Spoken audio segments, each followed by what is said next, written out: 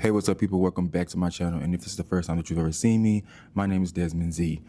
I come to you today to talk about 10 of my most hated characters. 10 characters I hated the most in books that I've read.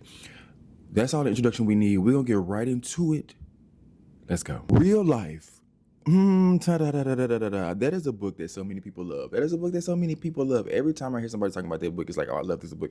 It was so real, no pun intended. And this, that, and the third. I did not like that book. I did not like that book. That main character was so far in the sunken place, there was no pulling him out. There was no pulling him out. I don't remember that main character's name, but I do remember he was a grad student. He was going to a predominantly white school, and the love interest was white. His friends were mostly white. I think some of them were Asian as well. And so he feels so alone. He feels so neglected. He had a traumatic childhood. And so he's been through a lot of things. Okay.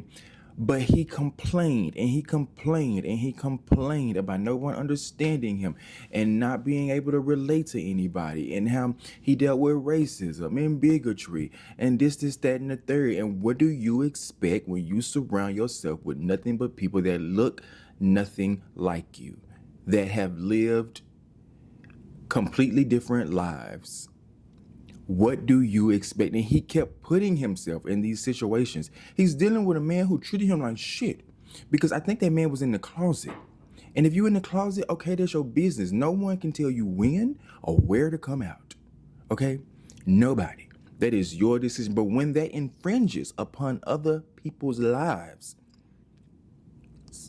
namely the people you are involved with romantically, sexually, physically, emotionally, if that is a hindrance to them, maybe separate, maybe talk some things out.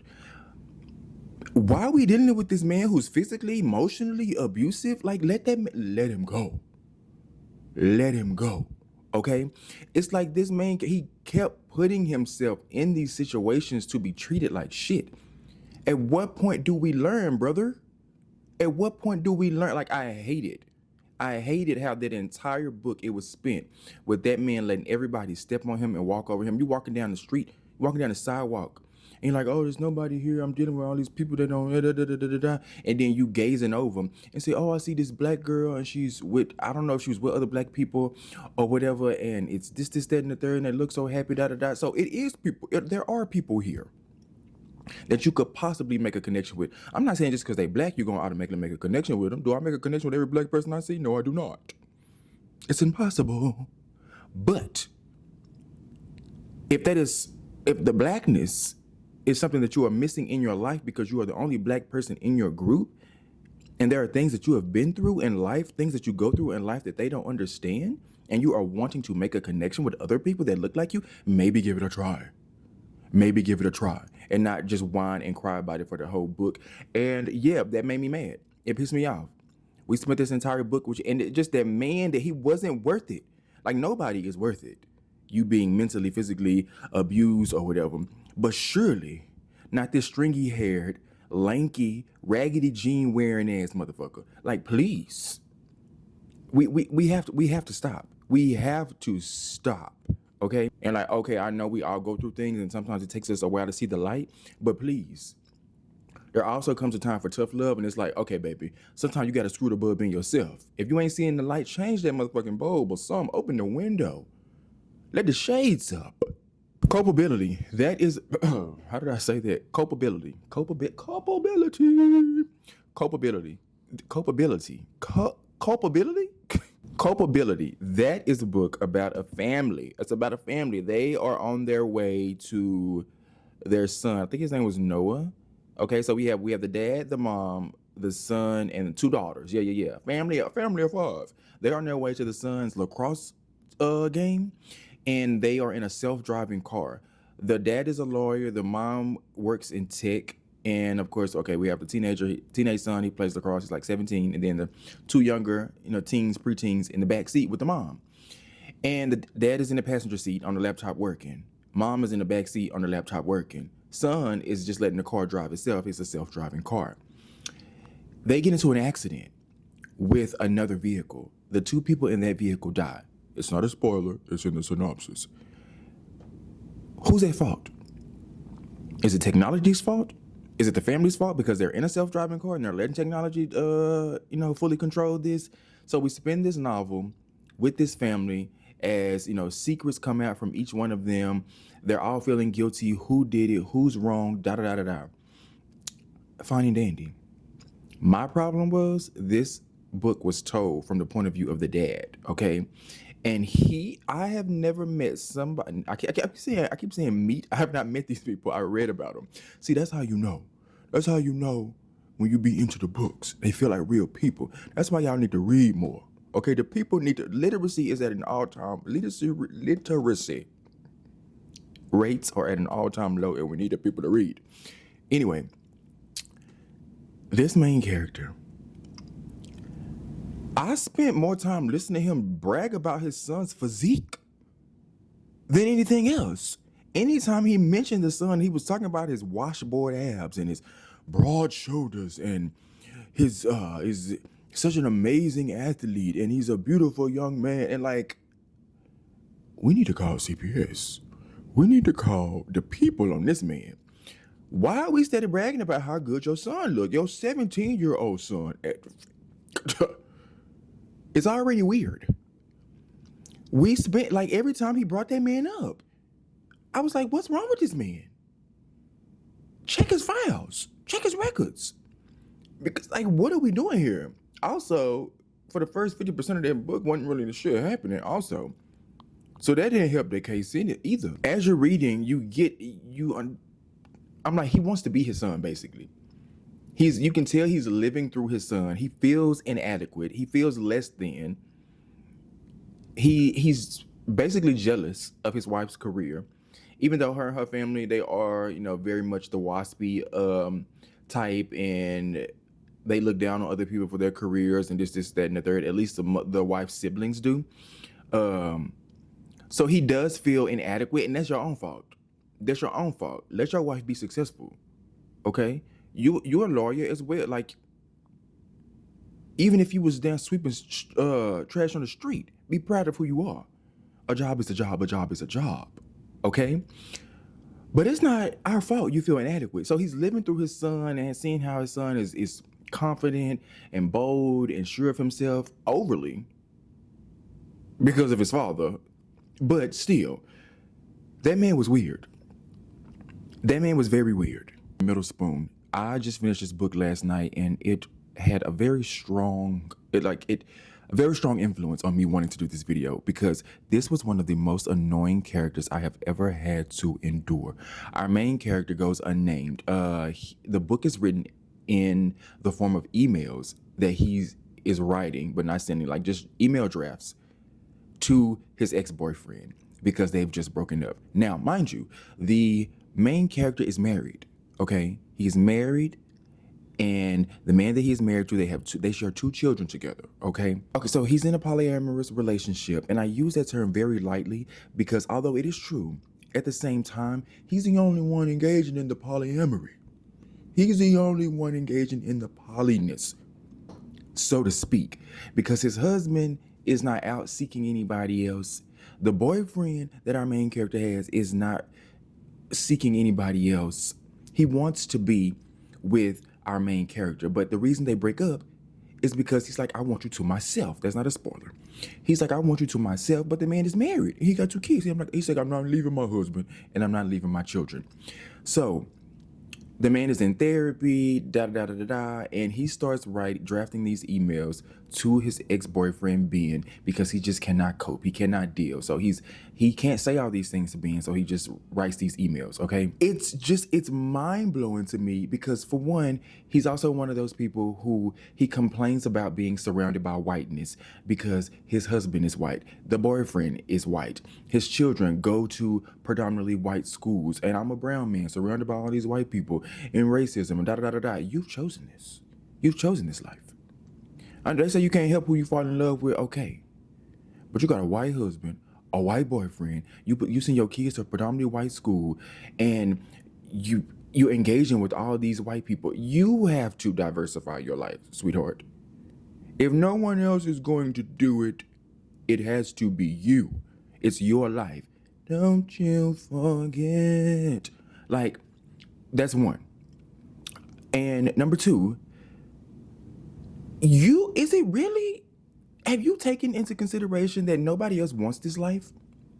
You're forcing this onto other people. If you are going to partake in polyness, shouldn't everybody be on board and not just going along with it just for the sake of keeping you around? Because as I'm reading this man he says, "Oh, I'm never leaving my husband. I love my husband. We've been together 22 years. I have children. I love them. I'm not breaking up my home. I need my husband. I love him." Okay, you say this. You're saying one thing, but the actions are speaking much louder than your words, because none of your actions show that you actually want to be with your husband. Because if you are broke down, sad, everyone around you can feel like this immense sense of dread, which I get. We've all been through breakups, most of us have. And like it feels like nothing is going to be the same. It feels like just your life is just going off the rails, and nothing will ever be just in this world again. We've all been there. Imagine putting all that on your husband, putting all that on the person that you are married to, and that's all they get from you. That's not really, that's not fair, because you are completely broken down. There is no happiness for you. Everybody else can feel the dread because you've broken up with your boyfriend, and now all your husband gets from you is just sadness. So does the husband not bring you any joy? Because you're saying you love him and you want to be with him, and you see your life without either one of them. To me, the husband is just a safe space.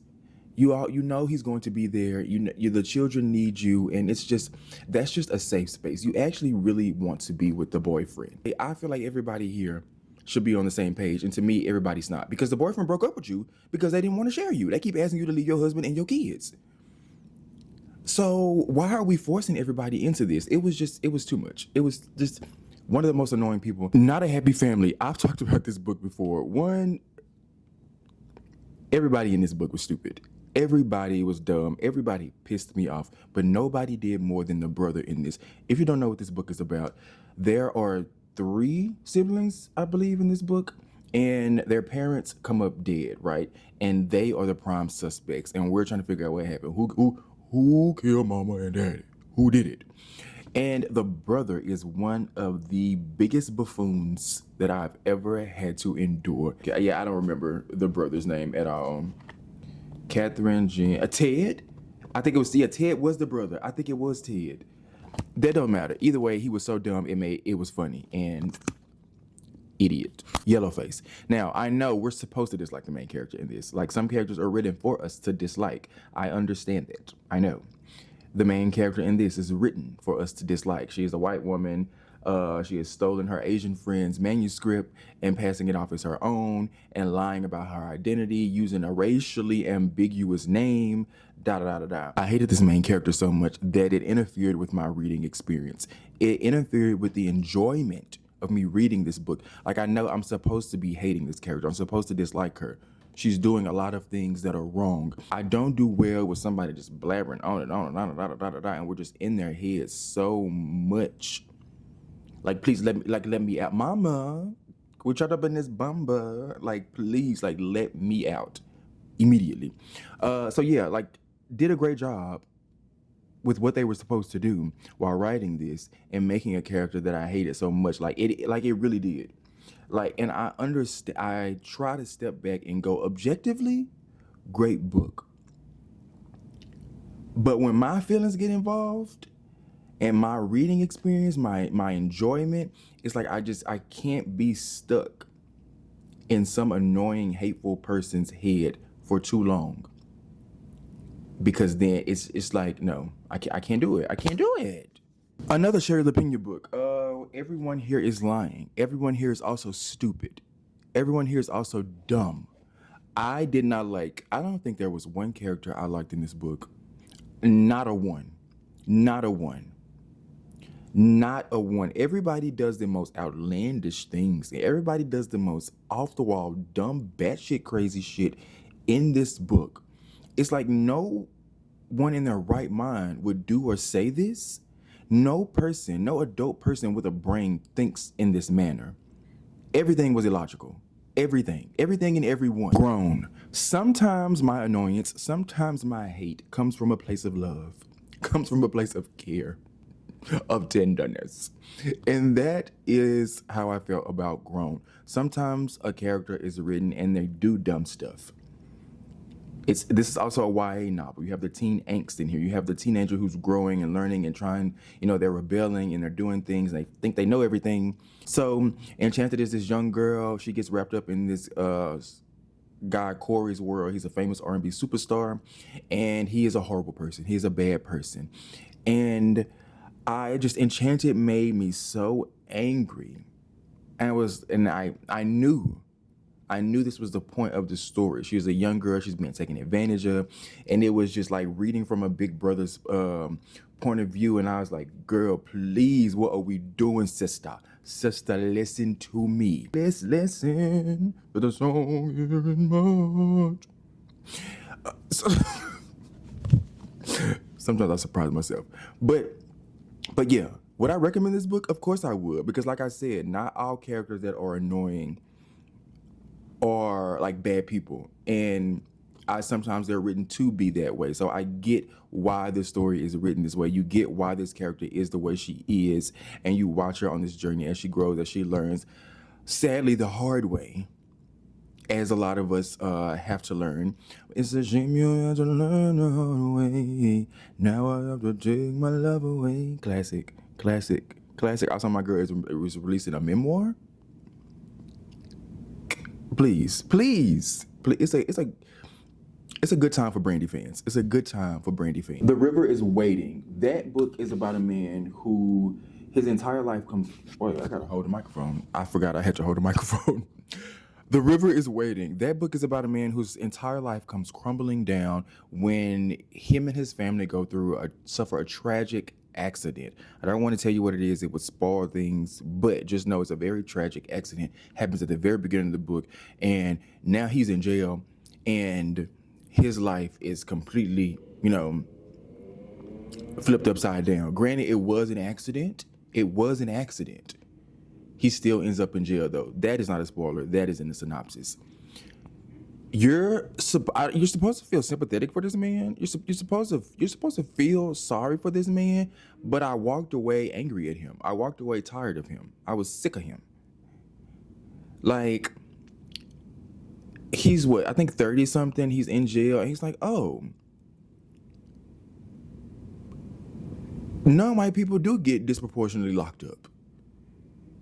You think? Oh, XYZ does happen, you think? And I know sometimes it takes for us to go through things, for us to realize stuff, but I feel like at 30-something years old, you should have some common knowledge that the world is unjust. You should. I am not a woman, but I am very well aware that there are things that women go through in this life that I would never have to worry about. You see how that works? Like, this was a man who it was just totally blind to the world for most of his life, and now all of a sudden you locked up and oh yeah, the world isn't fair. You fucking think? Sad what he went through? But listen, brother, I didn't give a damn. I was sick and tired. And yes, we're supposed to see some growth. We're supposed to see this character, learn. Why my voice get all croaky? We're supposed to see this character learn. Yes, I know. I'm well aware of that. Please don't tell me that this is what the story is about. Is growing. I know sometimes characters are written to be annoying, but also characters have written to be very annoying, where you still like them in some way. You still want to continue to read about their story. But there are some characters that are written so annoying, it all boils down to, is this book for me or not? Yes. Okay. I guess. But this one didn't give a fuck. I didn't care. The Haters. Now, this is a book. I said it when I read it. This just caught me at the right time. This character, we're so in her head. Like I said, it's hit or miss. Sometimes it works for me. Sometimes it does not. And if I read this today, would I enjoy it? I don't think I would. If I read this today, would I enjoy it? I do not think that I would. This is a book about a woman who has written her debut novel. It's out in the world until she starts getting these emails, and they're like, "Oh, I know you stole the basically the bones of this story from someone else," because she's a high school counselor, and like, "Oh, you're just writing about, you take your students' trauma and you turn it into a novel, and I'm going to expose you." So now she's losing her mind trying to figure out who is trying to bring her down when she's supposed to be enjoying the success of her debut novel, being released out into the world. And we're so in her head, she's losing her mind. I also think listening to this on audio helped because I quote this still to this day. And she's like, "Who do I think I am, Jodi Picoult?" Like, I said that when I first reviewed it, but it's the way the narrator says it that's very funny to me. To me. And I did. Like, I think that also something that really just, helped the book is that I listened to it on audio. Would I, like I said, if I read this today, would I enjoy it? I would not, because this main character is very annoying. She's so, like, she's erratic. She's just crazy. She's losing it. Okay. And she's doing the craziest shit, showing up at people's houses, trying to figure out who is trying to expose her. And it was a mess. It was a mess, but still, top 10 most annoying, hated characters. Would not recommend being her friend in real life. How many is that? What number are we on? Because I said I was gonna stop at 10. Because I could go on. I could go on. I think that was over, but I'm gonna cut one. Because I need to talk about Love You to Death. That is a book about Zori and, was it Kayla? What was that lady's name? Kayla. Zori. It was Kayla. Look at me remembering. Yes. So Kayla and Zori are best friends, right? They went through some shit when they were teenagers. They got them both locked up. Now they have something on their record.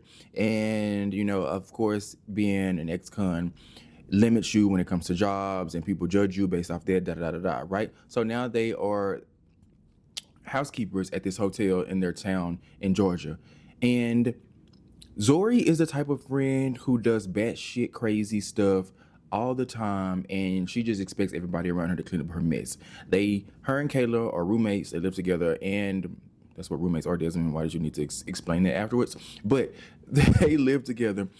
For example, this is just a small little spoiler. It's not too major, but she spends money that's rightfully both of theirs.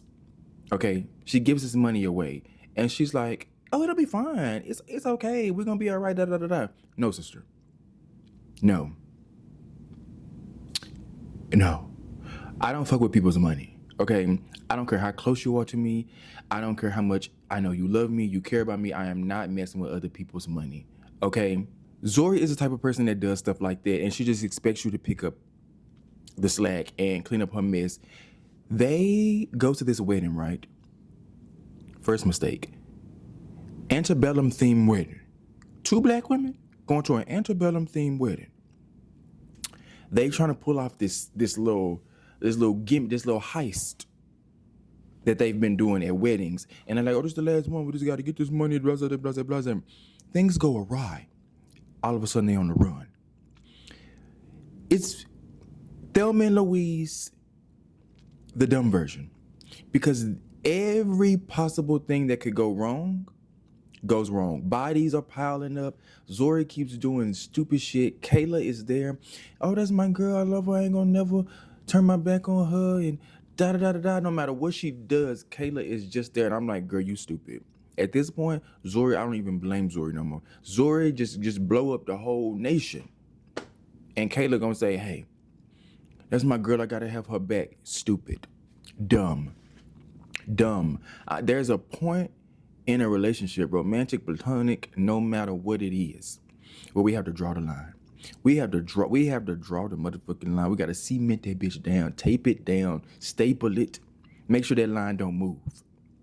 And once they cross it, it's a done deal. It's a done deal.